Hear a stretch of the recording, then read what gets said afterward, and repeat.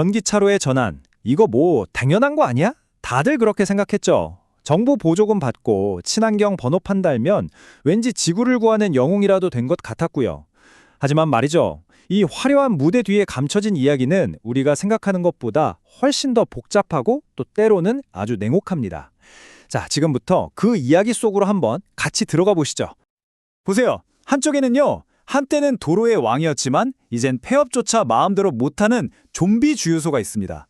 땅 밑에 묻힌 오염 정화 비용이라는 시한폭탄 때문에 자산이 아니라 골칫덩어리가 되어버렸죠. 그리고 그 반대편에는 깨끗한 미래를 약속하는 아주 세련된 전기차가 서 있습니다. 뭐 이 둘의 대결, 승자는 너무 뻔해 보이죠? 근데 말이죠. 만약에 우리가 지금껏 완전히 엉뚱한 경기를 보고 있었던 거라면 어떨까요? 전기차라는 제품이 아니라 그 뒤에 숨어있는 거대한 구조와 돈의 흐름이 진짜 승부처였다면요. 자, 그럼 먼저 우리가 굳게 믿었던 그 전기차 혁명이 현실 시장에서는 지금 어떻게 무너지고 있는지 그 냉혹한 현실부터 한번 까놓고 이야기해보자고요. 이 숫자 정말 충격적이지 않나요? 49.5%. 중국 자동차 공장의 절반이, 말 그대로 절반이 멈춰 있다는 거예요. 수요는 한참 못 미치는데 너무 많이 만들어낸 거죠.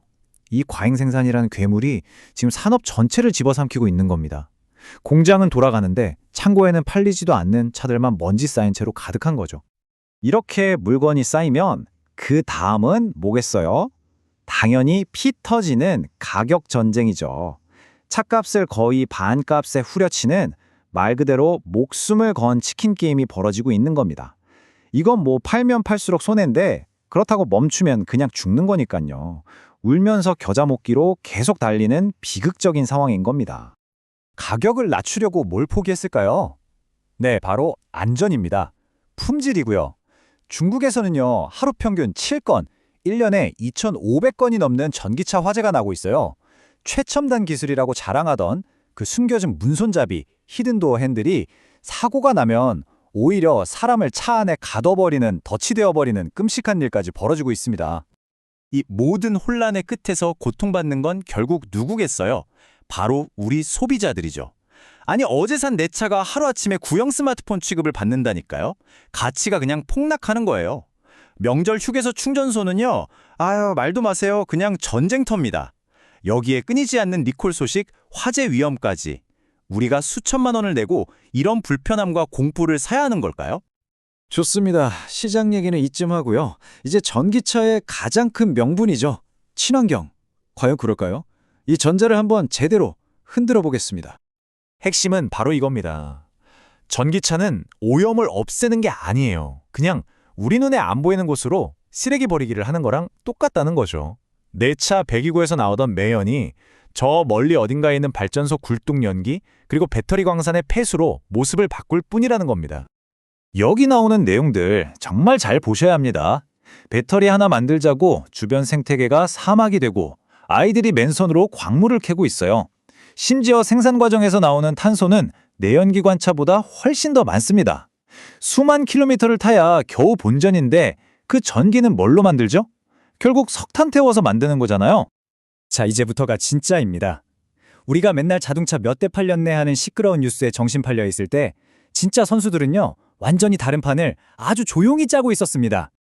바로 이 에너지 저장 시스템, ESS입니다. 이걸 그냥 뭐 큰 보조 배터리 정도로 생각하면요, 완전히 잘못 짚으신 겁니다. 이건요, 전기를 싸게 사서 비싸게 되파는 그냥 돈 찍어내는 기계, 금융자산 그 자체예요. 이 비유를 한번 들어보세요. 진짜 기가 막힙니다.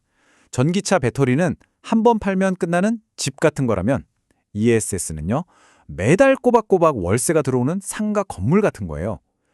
한 번 팔고 끝나는 제품이 아니라 계속해서 현금을 만들어내는 인프라 자산이라는 거죠. 게임의 룰이 완전히 다른 겁니다. 근데 이 자산이 진짜 무서운 게 뭐냐면 바로 수익 스태킹, 그러니까 수익을 겹겹이 쌓는다는 게 가능하다는 거예요.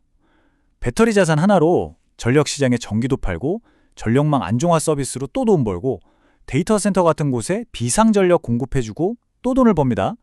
이건 뭐 월급 통장이 동시에 몇 개나 되는 겁니까? 자, 그럼 이 새로운 인프라 게임에서 이기려면 어떻게 해야 할까요? 이제 단순히 차 잘 만드는 걸로는 어림도 없습니다. 바로 이 마중물이라는 단어가 핵심이에요. 옛날에 펌프질 할 때 물 한 바가지 붓는 그거요. 시장이 제대로 안 돌아갈 때, 특히 국가의 미래가 걸린 산업이 흔들릴 때는 정부가 나서서 펌프에 물을 부어줘야 한다는 거죠. 이게 특혜가 아니에요. 산업 전체를 살리는 일종의 인큐베이팅인 셈이죠. 그러니까 이제 진짜 승부처는 명확해진 거예요. 누가 더 기술이 좋냐? 아니요. 누가 더 싼 이자로 돈을 끌어와서 이 거대한 인프라판을 먼저 까느냐.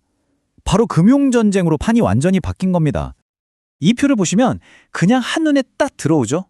우리는 아직도 왼쪽, 그러니까 옛날 방식으로 몇 배 팔았냐에만 집중하고 있는데 진짜 이기고 있는 사람들은 오른쪽에 새로운 규칙으로 움직이고 있다는 거예요. 단기 매출이 아니라 장기적인 계약 구조를 보고 제품 가격이 아니라 자본 비용을 따지고 개별 기업이 아니라 국가 단위의 산업 구조로 보고 싸우는 거죠. 이게 더 이상 기업 혼자 싸우는 게임이 아니라는 게 여기서 드러나는 거죠. 중국은 막대한 보조금으로 밀어붙이고 미국은 IRA라는 법으로 밀어주고 유럽은 까다로운 규제로 아예 벽을 쳐버립니다. 우리가 시장 하는 동안에 남들은 다 국가대표팀으로 뛰고 있었다는 겁니다. 그리고 이 팀 게임에서 정말 중요한 게 바로 생태계의 다양성이에요. 한 명의 스타 플레이어한테만 올인하는 게 아니라 여러 포지션의 선수들을 골고루 키워야 한다는 거죠.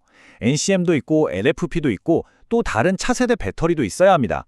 그래야 특정 원자재 공급에 문제가 생기거나 시장 상황이 바뀌어도 팀 전체가 무너지지 않고 버틸 수 있는 겁니다. 이게 진짜 리스트 관리죠. 거대한 에너지 전환의 시대. 이미 막은 올랐습니다. 근데 어쩌면 우리는 지금까지 저기 시끄럽기만 한 자동차 판매량 경기만 쳐다보고 있었던 건 아닐까요? 진짜 승부가 결정되는 조용한 경기장. 그러니까 인프라와 금융, 그리고 국가 간의 이 구조 전쟁을 이제는 정말 제대로 봐야 할 때가 아닐까 싶습니다.